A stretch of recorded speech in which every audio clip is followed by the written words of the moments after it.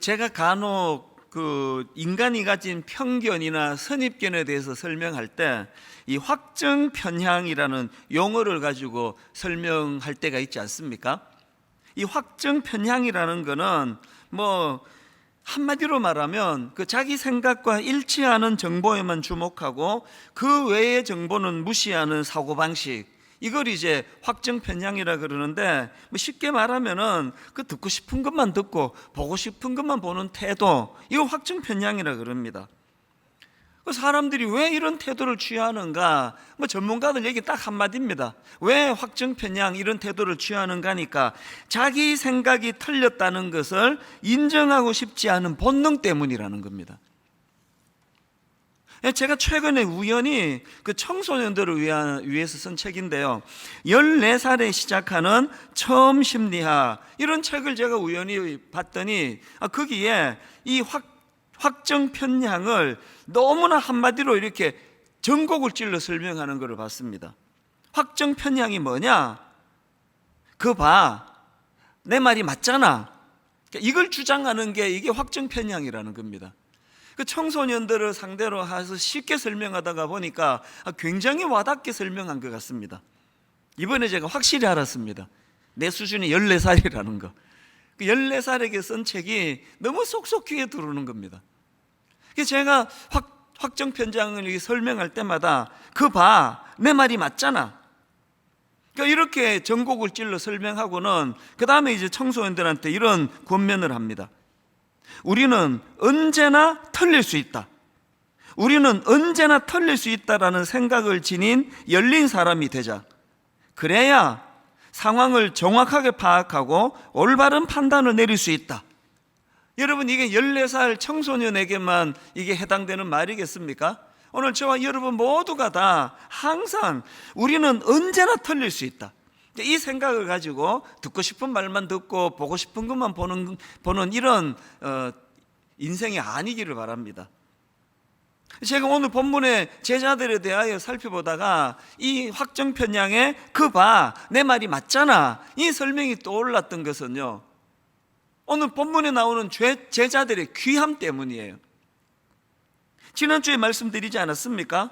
이 500리의 기적을 베푸는 과정에서 이 제자들이 자기들의 좁은 생각에 갇혀가지고 예수님의 큰 뜻을 분별하지 못했다.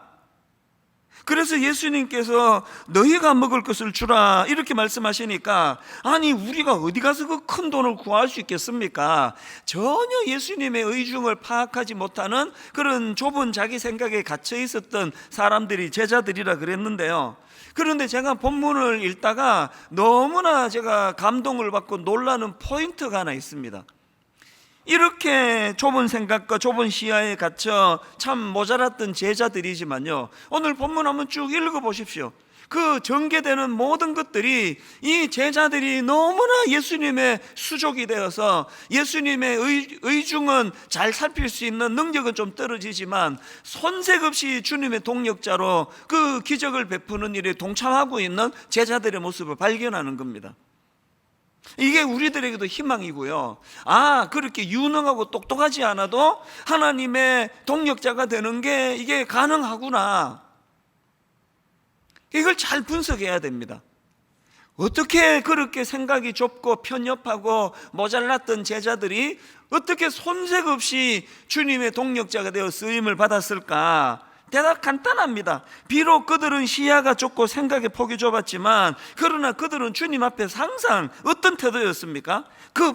내 말이 맞잖아, 주님이 틀렸잖아요, 이런 태도가 아니고요, 항상 우리는 언제나 틀릴 수 있다, 주님의 말씀 앞에 교정받을 준비가 되어 있는 제자들이었기 때문에, 그래서 제자들이 그렇게 공생의 기간 내내 주님의 동력자로 쓰임받을 수 있었던 거 아닙니까? 그래서 우리도 하나님 앞에, 주님 비록 우리도 연약하지만 참 저의 생각도 늘 좁고 편협하지만 그럼에도 불구하고 항상 언제나 내가 틀릴 수 있다 생각하고 주님께 다가가오니 말씀으로 우리를 교정시켜 주시기 원합니다. 이런 겸손한 태도를 가지고, 그리고 주님 비록 부족하지만 우리도 주님께 쓰임 받고 싶습니다. 그래서 제가 오늘 우리가 연약함에도 연약함에도 불구하고 정말 주님의 동력자로 쓰임 받고 싶습니다, 이런 마음으로요, 그렇게 하기 위해서 갖추어야 될 몇 가지를 좀 살펴보려고 하거든요. 여러분, 연약함에도 불구하고 쓰임 받기 원하세요? 첫째, 예수님과의 소통이 필요하다는 겁니다. 오늘 본문의 흐름을 쭉 보면서 지금 제자들이 예수님과 끊임없이 대화로 소통하는 것을 제가 발견을 했는데요. 자, 오늘 본문 맨 먼저 말씀 이렇게 시작합니다. 마가복음 6장 35절 36절. 때가 저물어 가매 제자들이 예수께 나와 여짜오되 이곳은 빈 들이요 날도 저물어 가니 무리를 보내어 두루 촌과 마을로 가서 무엇을 사 먹게 하옵소서. 비록 참 생각이 짧은 그 제자들이지만 그러나 그들은요, 그 짧은 생각임에도 불구하고 어떡합니까? 제자들이 예수께 나와 여짜오되. 그리고 그 다음 37절도 마찬가지입니다. 예수님이 이렇게 말씀하십니다. 대답하여 이르시되 너희가 먹을 것을 주라 하시니, 그랬더니 제자들의 반응이 이렇습니다. 여짜오되 우리가 가서 200데나리온의 떡을 사다 먹이리까. 참 생각이 부족한 그들이지만 끊임없이 주님께 지금 질문하며 소통하는 그 모습을 보이고 있는 거 아닙니까? 그 다음 38절도 마찬가지입니다. 주님께서 이르시되 너희에게 떡 몇 개나 있는지 가서 보라 하시니, 그랬더니 제자들이 알아보고 이르되, 또 주님께 보고하며 소통하는 모습을 보이고 있거든요. 여기서 우리가 배워야 되는 중요한 포인트가 있습니다. 어차피 여러분, 오병이어의 기적은요 제자들의 똑똑함으로 만들어지는 거 아닙니다. 어차피 오병이어의 기적은 제자가 뭐 똑똑하든지 안 똑똑하든지 그게 주 원인이 아니고, 오병이어의 기적의 모체는, 원천은 예수 그리스도세요. 예수 그리스도의 능력이시란 말이에요. 그러니까 내가 얼마나 많이 갖추었느냐가 중요한 게 아니라 이 기적의 원천이 내가 아니라 주님이시라는 사실을 인정하고 계속 그분과 소통해야 되는 겁니다. 여짜오되. 오늘 소위 이거 똑똑하다고 하는 목회자들이 우를 범하는 게 이거라고 생각합니다. 오늘 소위 좀 이름이 알려지고 좀 교회가 좀 커졌다고 생각하는 목사들이 범하기 쉬운 우가 바로 이거라고 생각합니다. 거기에 저도 자유롭지 않습니다. 뭐 맨날 신학생들이 물으러 오고 후배 목사들이 물으러 오고 질문하고 그러니까 뭐 제가 뭐라도 된 것처럼 그래가지고 그냥 자칫 잘못하면은 여짜오대가 없어질 위험이 있다는 거예요. 주님은요 똑똑한 제자 12를 세우지 않으세요. 이런 위험이 있기 때문에 항상 주님의 지도가 없으면은 그냥 제대로 일할 수 없는 연약한 그들이지만, 제자들은 주님 앞엔 여짜오대의 삶이에요. 그 똑똑한 사람 잘못 써놓으면요 맨날 이거 증명하는 거예요. 그거 봐, 내가 맞잖아. 주님이 틀렸잖아요. 지금 제자들에게는 그런 태도가 없다는 겁니다. 이 예수님의 소통 아닙니까? 이런 소통을 참 잘한 인물이 구약의 모세입니다. 지도자로서. 신명기 34장 10절을 보니까요, 그 후에는 이스라엘에 모세와 같은 선지자가 일어나지 못하였나니 모세는 여호와께서 대면하여 아시던 자요. 여러분, 지금 여기서 이 모세 같은 선지자가 참 선지자다, 그 얘기 아닙니까? 그 모세 같은 선지자가 참 선지자다 그러시면서 어떤 점에서 하나님이 그렇게 생각하시는가를 엿볼 수 있는 거 아닙니까? 왜 모세가 참 선지자라고 인정을 받습니까? 34절 10절 뒷부분에 보세요. 모세는 여호와께서 대면하여 아시던 자요. 모세가 참 선지자인 거는 막 IQ가 200이고 막 유능하고 그게 아니고요, 하나님과 소통을 잘했다는 거. 하나님과 이런 관점으로 보면은 출애굽기에서 모세는요 막 수시로 산에 올라갑니다.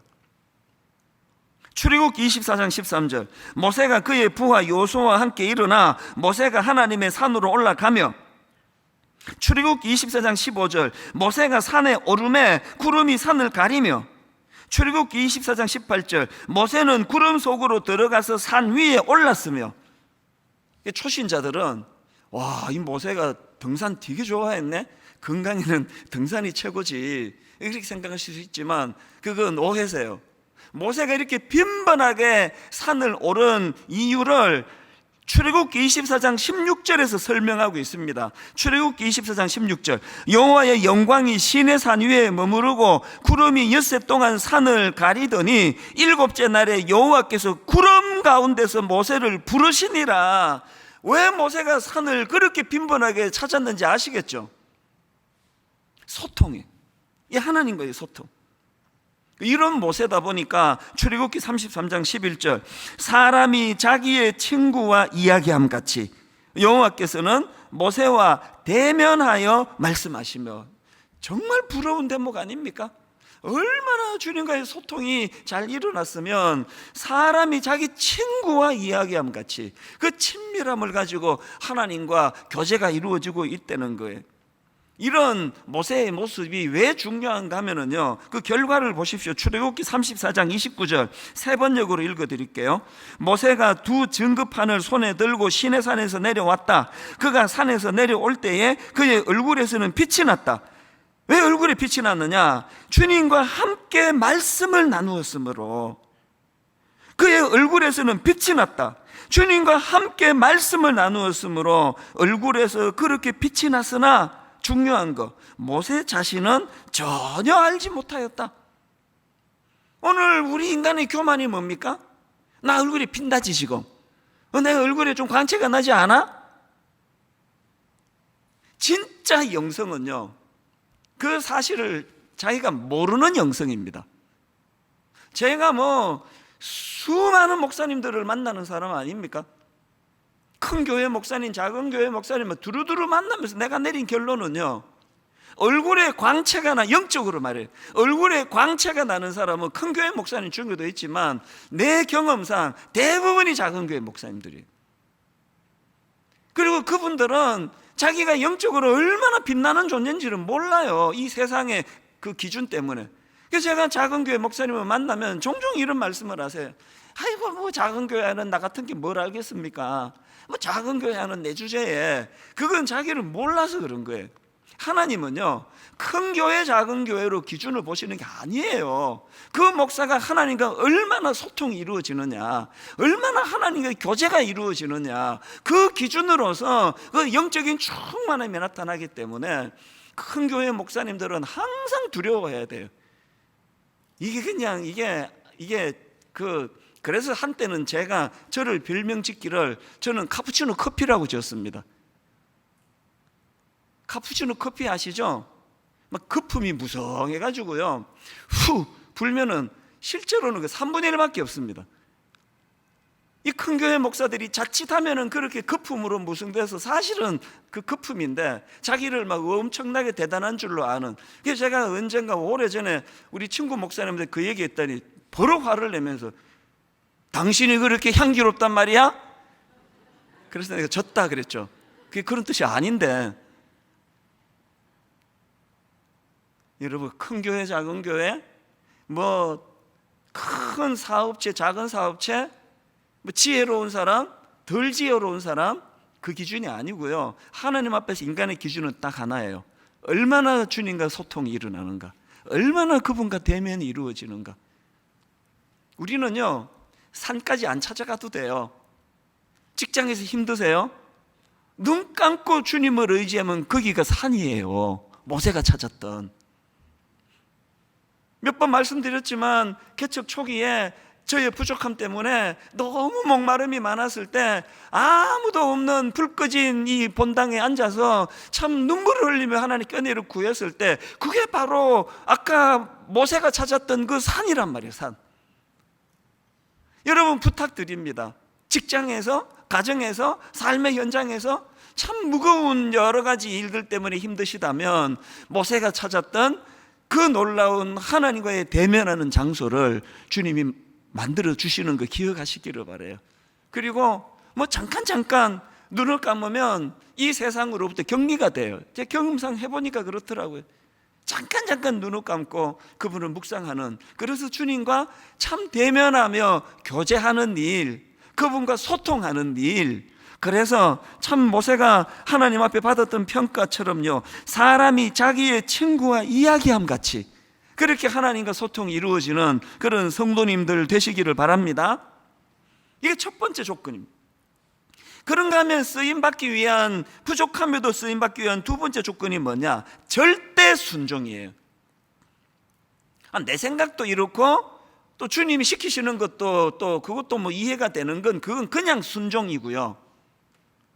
내 생각에 이게 아닌 것 같은데 이렇게 시키시면 안 되는 것 같은데 순종하는 게 그게 절대 순종입니다.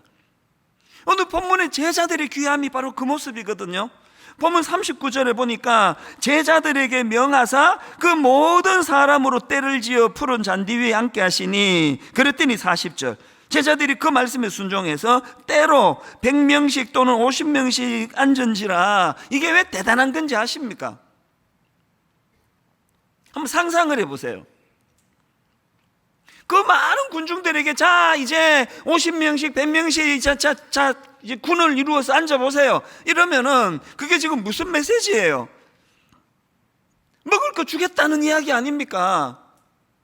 먹을 거 줄 수 없으면 다 이제 집으로 가세요 그러는데 앉으라는 거예요. 근데 그 명령을 받은 제자들은 다 알거든요. 먹을 게 없다는 걸. 지금 예수님 손에 물고기 2마리, 보리떡 5개밖에 없대. 어린애 도시락, 그 물고기도 뭐 멸치 같은 조그마한 고기였겠죠. 아무 준비가 안 됐는데 막 군중들에게 이 기대심을 불러 이렇게 해가지고 이제 뭐 먹을 거 주나 보다 하고 뭉수 앉았는데 이 나중에 끝까지 안 주면은 욕 엄청 얻어먹을 텐데, 또 군중 심리는 또 굉장히 파괴적이잖아요. 이거 뭐 두들겨 맞을지도 모르는데. 제가 왜 절대 순종이 주님의 동력자로 쓰임받는 기준이라고 했는지 아시겠죠?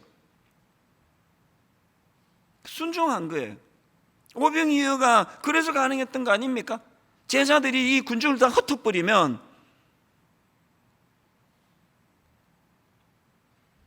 저는 요한복음 2장에 나오는 가나 혼인잔치의 기적도 마찬가지라 생각합니다.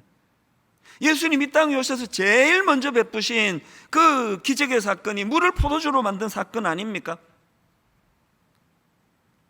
그 기적이 어떻게 가능했겠습니까? 저는요, 목사가 된 이후로 요한복음 2장 9절 말씀이 어떤 면에서는 정말 제가 부러워하며 그렇게 되기를 원하며 기도하는 말씀이에요. 요한복음 2장 9절에 뭐가 있길래, 자 들어보세요. 연회장은 물로 된 포도주를 맛보고도 어디서 났는지 알지 못하되 물떠온 하인들은 알더라. 전 이게 그렇게 부러워요.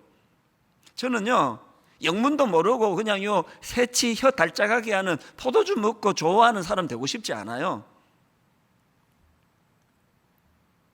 그 기적의 현장에 주님의 동력자가 돼가지고 열심히 그 맹물을 퍼날랐던 그 제자들이요, 그것이 기적의 포도주가 돼서 모든 사람들이 포도주 마시면서 즐길 때 비록 그들은 심부름 마느라고 그 기적의 포도주를 못 마셨을지는 모르지만, 그런데 여러분 그 새치 혀만 적시는 그 얕은 기쁨을 누리는 그 하객들이 절대로 모르는 이 기적의 비밀을 아는 하인들만 아는 기쁨, 그것을 지금 물떠온 하인들은 알더라 이렇게 표현된 거거든요. 제가 기도하는 제목이 뭔지 아십니까?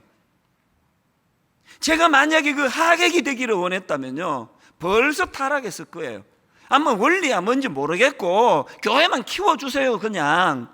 아마 원리까지 내가 알 필요가 있습니까? 영적으로 뭐 깊든지 얕든지 사람만 많이 모아주세요. 그랬으면 제가 벌써 타락했을 거 아닙니까? 교회가 커지고 작아지고 보다 관심은요, 물떠온 하인만 아는 기쁨을 아는 거예요. 비밀도 모르고 즐기는 이 참 불행한 이 시대 세상 사람들 앞에서 우리는 정확한 근거를 갖고 기뻐해야 되는 거 아닙니까? 그런데 여러분, 그 하객들이 평생에 잊혀지지 않는 물떠온 하인만 아는 그 감격을 누릴 수 있게 된 그 비결도 오늘 본문의 제자들의 순종하고 똑같습니다. 자, 여러분 그 하인들이 누린 감격을 누리기 원하신다면요, 이 한 가지 조건을 살펴보세요. 8절을 제가 세 번역으로 읽어드립니다. 예수께서 그들에게 말씀하시기를 이제는 떠서 잔치를 맡은 이에게 가져다 주어라 하시니 그들이 그대로 하였다. 여러분, 이 짧은 한마디요, 그들이 그대로 하였다, 이게 얼마나 깊은 말씀인지 아세요? 여러분 같으면 그대로 하시겠습니까? 지금 제자들하고 똑같은 상황이라니까요. 아니 지금 하객들이 기분이 좋아가지고 포도주 더 가져와, 지금 한창 분위기가 무르익는데 지금 포도주 더 가져와 그러는데 거기다가 맹물을 들이부어 주면은요, 그 두들겨 맞을 짓 아닙니까? 봉변 당할 짓 아닙니까? 여러분 같으면 하시겠습니까? 안 할 것 같은데, 다 할 것 같은 표정을 짓고 있어서 너무 감사합니다만 안 할 것 같은데, 여러분 평생에 잊혀지지 않는 그 추억의 날을 그 하객들이 꿈도 못 꾸는 물뜨온 하인만 알더라는 기쁨을 누리게 된 비결을 여러분도 맛보고 싶으시다면요, 절대 순종이에요. 이거 아닌데, 이거 맹물 부어갖고는 이거 욕먹을 텐데. 저는 우리 부교역자들에게 종종 얘기해요. 당신 생각이 너무 많다. 내가 보니까 생각 너무 복잡하다. 종들은 단순해야 그게 조건이야. 생각이 복잡한 건 주인이지. 주인이 복잡한 거지. 종이 뭐가 복잡해요? 서라 그러면 서고, 가라 그러면 가고, 앉아라 그러면 앉고, 그게 종인데 우리 목사들이 생각이 너무 복잡하면 안 돼요. 제가 사실 정신적인 건강을 유지한 비결이 바로 이거거든요. 막 어깨에 하나님은 그냥 막 이상하게 그렇게 저한테 많은 걸 맡기셔가지고 이게 1인 4역 5역을 해야 되잖아요. 지금 일만서도 파송 운동 하나만 해도 막 허리가 휘청거리는데, 드림센터 사회화는 이게 또 이제 본격적으로 또 시작이 됐습니다. 준비. 가평 우리 마을, 이 큰 교회 담임 목사 몇 가지나 어깨에 지고 휘청거리는데요, 우리 모든 교역자들이 다 알아요. 휘청휘청거리면서 가는데 자고 나면 또 괜찮고 아침에 출근하면 또 멀쩡하고. 왠지 아십니까? 저는 새벽에 생각 많이 안 해요. 저는 그냥 새벽에 주님과 소통하는 건요, 주님이 지령을 받는 거지 제가 말씀 많이 드리는 시간 아닙니다. 옛날에 우리 어릴 때 그 간첩들 난수표 그런 얘기 많이 들었거든요. 그 밤 12시 넘어가지고 요 단파 라디오 이렇게 맞추면요, 북한 말씨로 37, 54, 26, 127, 75, 이게 전부 자기들만의 아는 그 난수표를 가지고 그 지령을 받는 시간 아닙니까? 그래서 제가 우리 교역자들에게 물었어요. 종종 묻습니다. 오늘 아침에 당신 하나님께 지령 받았나? 오늘 아침에 당신 하나님께 지령 받았냐고. 아니 지령도 안 받고, 우리가 최종 책임자가 아닌데 지령도 안 받고 무슨 일 어떻게 하자는 거냐고 묻습니다. 신실한 하나님의 자녀로 살기를 원하시는 여러분 아침마다 하나님의 지령을 받고 계세요? 그걸 안 받으니까 그냥 자기 소견에 오른 대로 하니까 열심은 내면 낼수록 교회가 어지러워지는 거 아닙니까?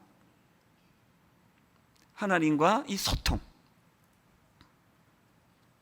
이런 면에서 여러분, 물을 포도주로 만든 그 사건에서 우리가 배워야 되는 건 그 마리아예요. 마리아가 요한복음 2장 5절에서 너무나 놀라운 권면을 합니다. 그의 어머니가 하인들에게 이르되 너희에게 무슨 말씀을 하시든지 그대로 하라 하니라.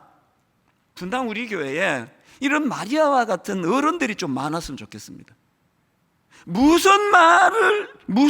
너희에게 무슨 말씀을 하시든지 그대로 하라. 여러분 이게 어렵습니까? 그 생각이 많아 복잡해야 됩니까? 무슨 말씀을 하시든지 순종하는 게 어렵습니까? 제멋대로 그냥 사는 게 어렵습니까? 후자가 훨씬 어려운 것 같은데요. 사랑하는 여러분, 인생 좀 쉽게 사시면 좋겠어요. 그 쉬운 길 놔두고 그렇게 복잡하게 그렇게 비비 꼬이는 그런 복잡한 삶을 사세요.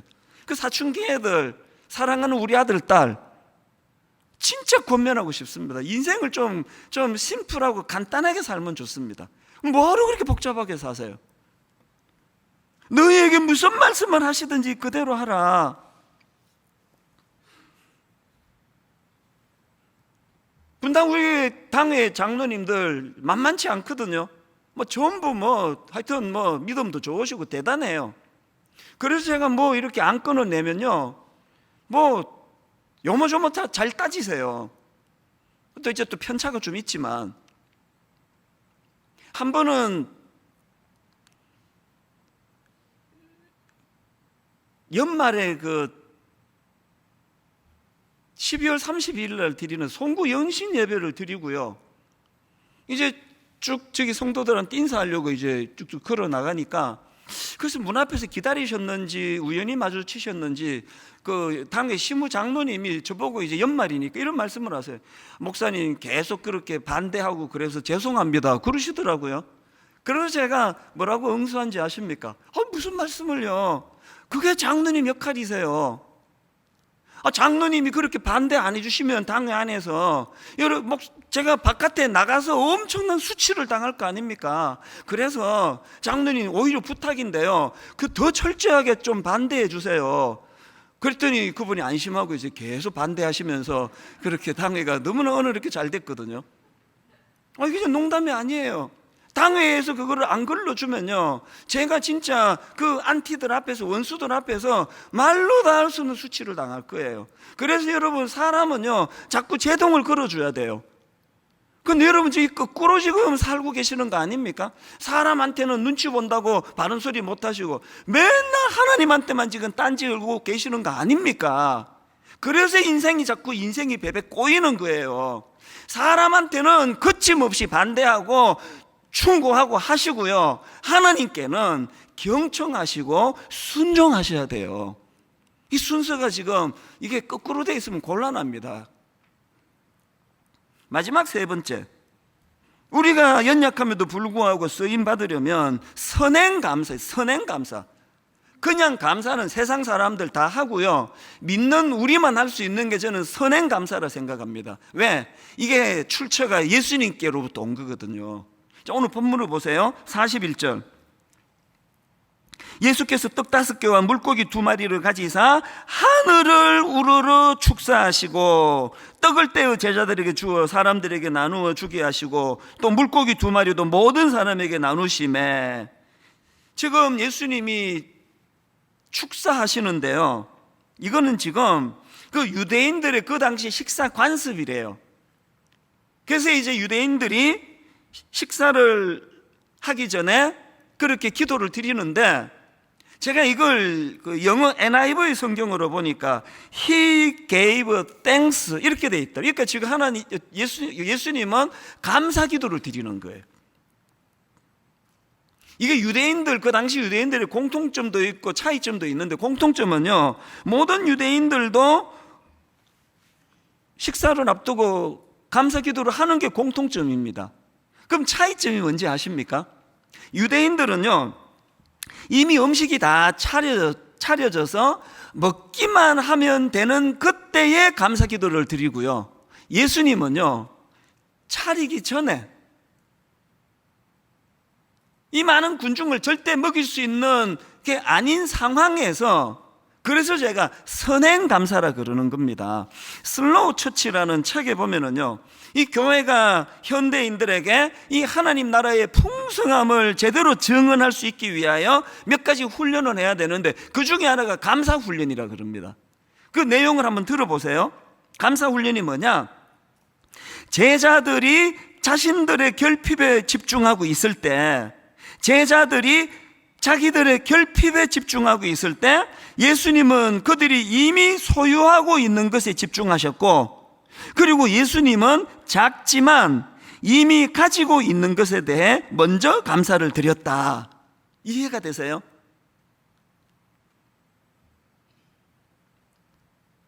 그 제자들의 관심은 자기들이 안 갖고 있는 것에 집중하니까 감사가 나오겠냐고요.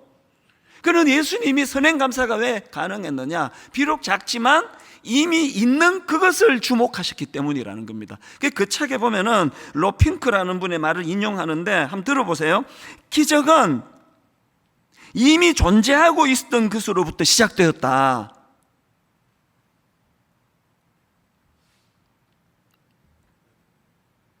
제가 개척을 처음에 하고는 많이 두려웠거든요. 어른 목회도 해본 적이 없고, 또 제가 갖고 있지 않은 결핍된 많은 것들이 이제 이게 마음에 두려움이 되더라고요.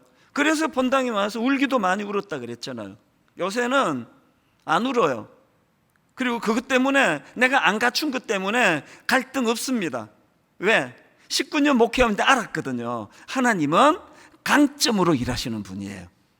내가 뭘 없느냐에 관심을 안 쓰시고 그거 어린애 도시락같이 이게 분당 우리 단임 목사로 섬기기에는 이게 터무니없이 작은 보잘것없는 것이지만 우리 주님은 이 작은 저의 장점을 부각시키셔서 그래서 손색 없이 일하시는 분이라는 걸 알았기 때문에 우리는 어디에 집중해야 됩니까?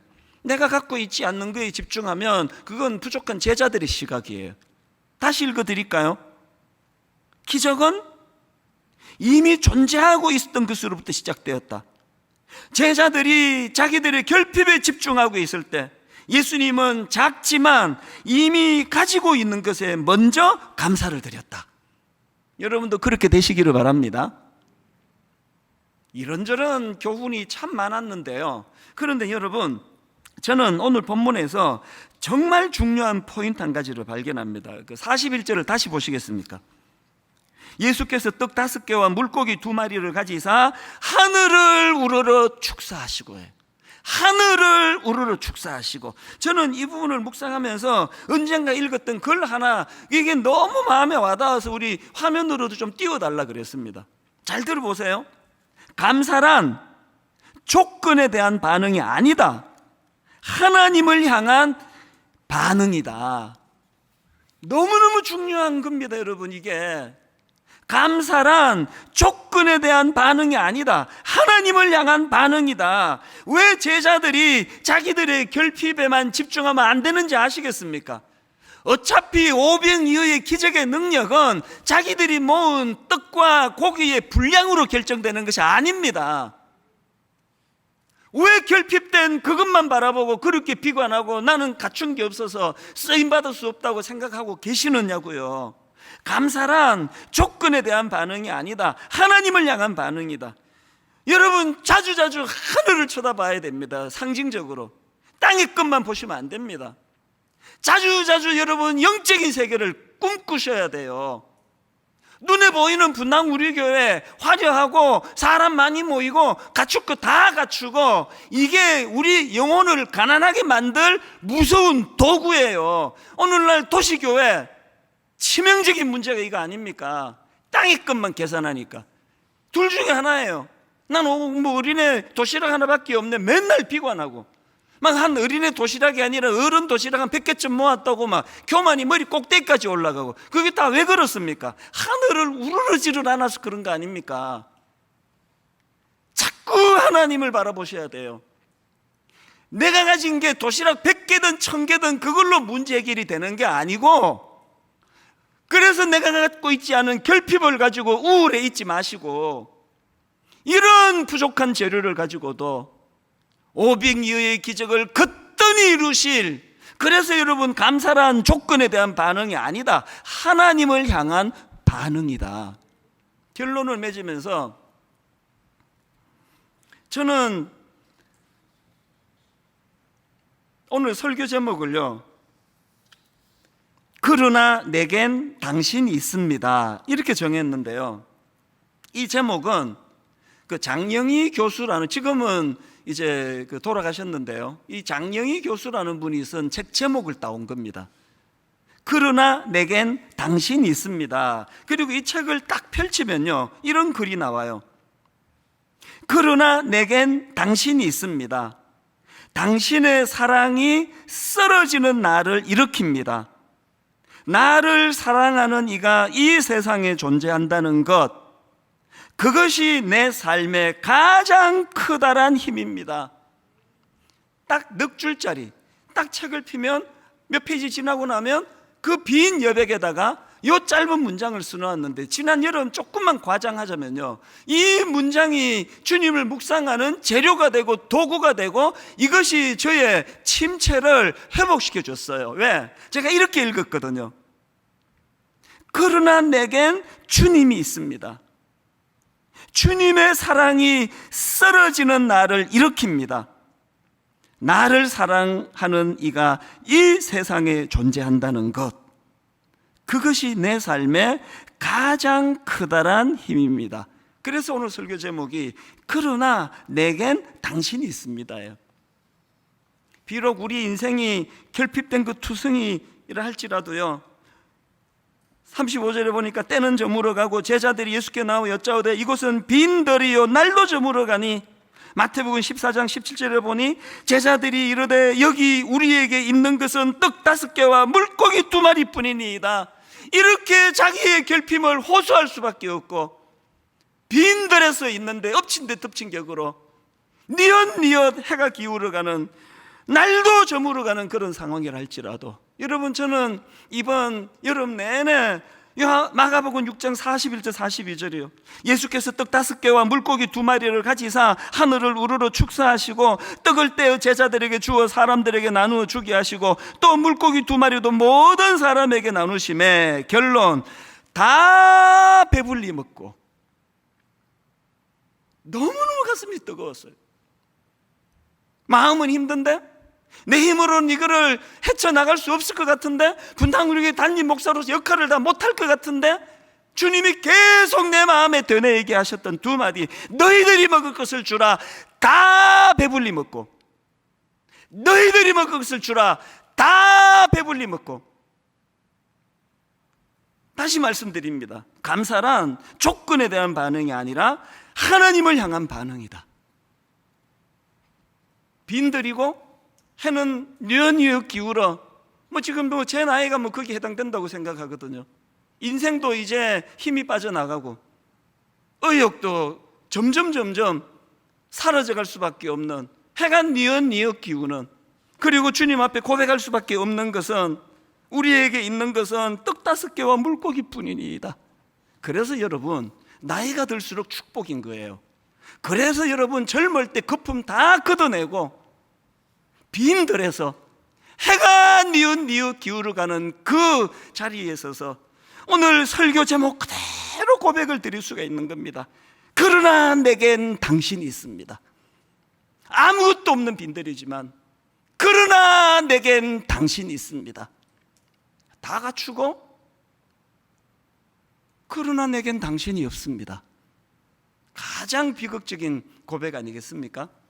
여러분, 오늘 이 말씀을 기억하시면서 이곳은 빈들이요 날도 저물어가니, 그리고 여기 우리에게 있는 것은 떡 5개와 물고기 2마리뿐이니, 우리가 할 수 있는 거 주님과 소통하는 거예요. 주님께 나아가는 겁니다. 우리 이 마음으로 우리 함께 이 찬양 같이 불러보기 원합니다. 주께 가까이 날 이끄소서, 간절히 주님만을 원합니다. 마음을 담아 찬양합니다. 날 이끄소서, 간절히 주님만을 원합니다. 내게 부족한 게 많으니 채워주소서. 무엇을? 주의 사랑을 진정한 찬양 드릴 수 있도록. 우리 다시 한번 고백합니다. 주께 가까이 날 이끄소서, 간절히 주님만을 원합니다. 채워주소서. 무엇으로? 주의 사랑을 진정한 찬양 드릴 수 있도록.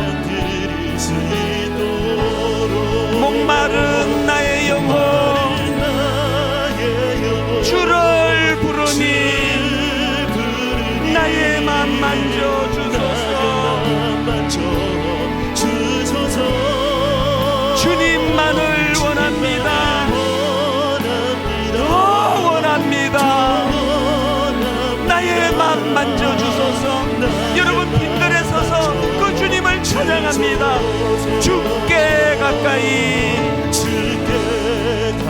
날 이끄소서. 간절히 주님만을 원합니다. 채워주소서. 주의 사랑을 진정한 찬양 드릴 수 있도록 갈급함을 주님께 드리기 원합니다. 목마른 나의 영혼 주를 부르니 나의 맘 만져주소서. 원합니다. 주님만을 원합니다. 더 원합니다. 나의 마음 만져주소서. 여러분 갈급한 마음으로 은혜를 구하며 목마른 나의 영혼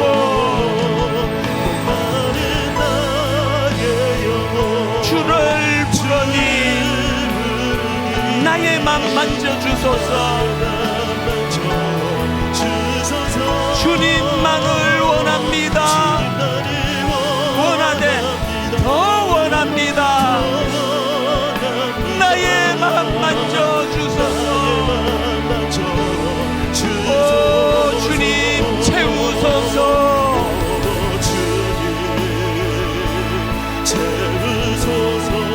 나의 잔을 높이 둡니다. 하늘 양식 내게 채워주소서. 넘치도록 채워주소서. 우물가의 여인처럼 난 구했네.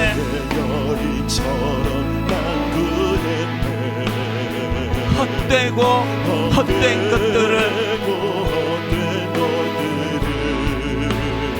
그때 주님 하신 말씀 내 세매와 생수를 마셔라. 여러분 다시 한번 절박한 마음으로 우물가의 여인처럼 난 구했네.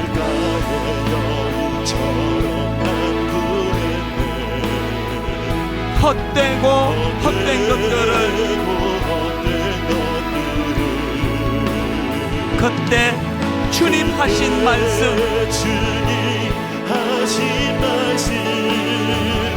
내 세매와 생수를 마셔라. 갈망합니다. 오 주님 채우소서. 나의 잔을 높이 둡니다. 하늘 양식 내게 채워주소서. 넘치도록 채워주소서. 우리 다 자리에서 일어나셔서 온 마음을 다하여 오 주님 채우소서.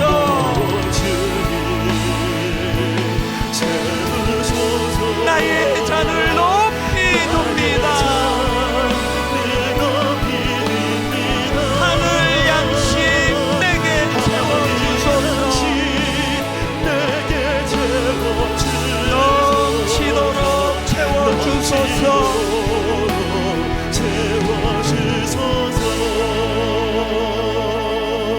우리의 연약함 때문에 내치지 않으십니다. 한번 주님 쓰임받는 인생이 되기를 원합니다. 기도하신다면 이제 하나님 딴 데 욕심 부리지 말고 정말 주님과 소통하며 주님과 대화하며 주님의 명령 지령을 받으며 살기 원합니다. 그런가 하면 주님 절대 순종. 우린 그동안 내 생각이 너무 많았습니다. 아버지 절대 순종. 그런가 하면 하나님 선행하는 감사. 이미 다 결과 풍성한 거 보고 감사하는 거, 그 세상 사람들 다 하는 거예요. 아버지 지금 내 생각으로는 그저 보리떡 5개, 물고기 2마리밖에 없지만 오늘 설교 제목을 잊으시면 안 됩니다. 그러나 내겐 당신이 있습니다. 그러나 내겐 당신이 있기 때문에 이 결핍된 상황에서도 선행하는 감사가 가능한 줄 믿습니다. 오늘 주신 말씀 기억하시면서 우리 합심해서 통성으로 같이 기도하시겠습니다. 살아계신 하나님 아버지, 오늘 하나님 아버지 빈들에 서서 해는 아버지 뉘어뉘어 기울어 가는데 아버지 우리들 손에 들려있면서 어린아이 도시락 하나밖에 없습니다. 허무해지기 싫고 결핍으로 인해 아버지 아픔을 느끼기 쉬운 상황입니다. 오래 주님을 사랑하며 섬겨왔던 우리 귀한 브라보시니어 행복한 모임, 우리 귀한 어른들에게 하나님 지금이야말로 그러나 내겐 주님이 계십니다. 그러나 내겐 주님이 계십니다. 아버지 절대로 위축 않는 주님의 자녀들이 되도록 인도하여 주시기를 원합니다. 한 번뿐인 인생 의미 없고 가치 없이 살고 싶지 않습니다. 한 번뿐인 인생 제대로 쓰임받기를 원합니다. 한 번뿐인 인생 생각도 짧고 부족한 것이 많지만 오늘 본문의 제자들처럼 한번 쓰임받기를 원합니다. 오병이어의 기적을 맛보기 원합니다. 물도운 와인만 하는 놀라운 비밀을 경험하기를 원합니다. 이익을 위하여 주님과 끊임없이 소통하기를 원합니다.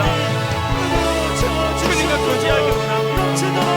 아버지, 주님과의 교제에 목마른 인생 되기 원합니다. 그런가 하나님, 절대 순종의 자리로 나가기 원합니다.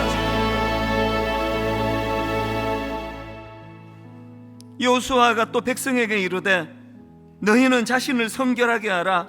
여호와께서 내일 너희 가운데 놀라운 일들을 행하시리라. 하나님, 우리가 거룩을 회복하는 유일한 비결이 있다면 내일 행하실 놀라울 하나님의 능력을 신뢰하는 것입니다.